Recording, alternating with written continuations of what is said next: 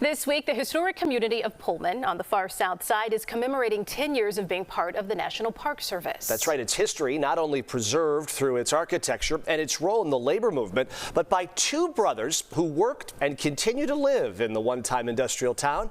Our Andrew Ramos has their story.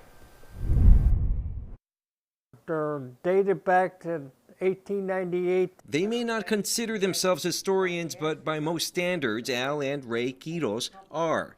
The brothers Al, who is 88, and Ray, 86, are former workers of the Pullman Palace Car Company, one of the first planned industrial communities that specialized in train car manufacturing in the United States. Workers and their families both worked and lived on the grounds, which had a factory, its own streets, and housing. When we started to work there, we learned how the cars were built. It was on-the-job training. I just loved it. Today, the two are the last remaining workers to reside in the neighborhood. They not only have held on to their memories, but also rare artifacts from that era. Items like century-old blueprints, train car memorabilia, and an electric bell once used to alert riders.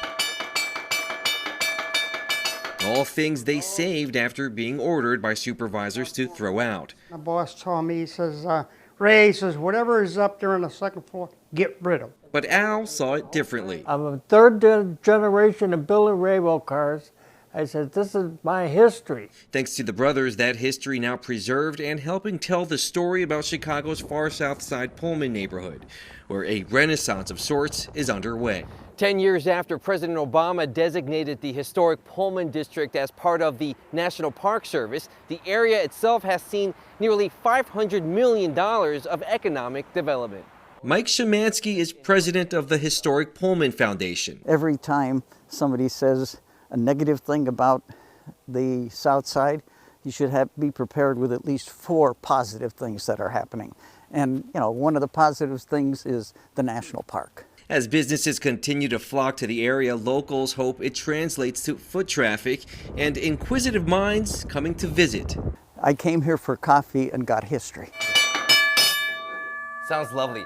I would have used that to wake my kids up every morning. For the Quiros brothers, they hope the spotlight will continue to shine on the Pullman workers and their long-lasting contributions. And all the troubles we had and all the problems we solved by building these cars. On the far south side, Andrew Ramos, CBS News Chicago.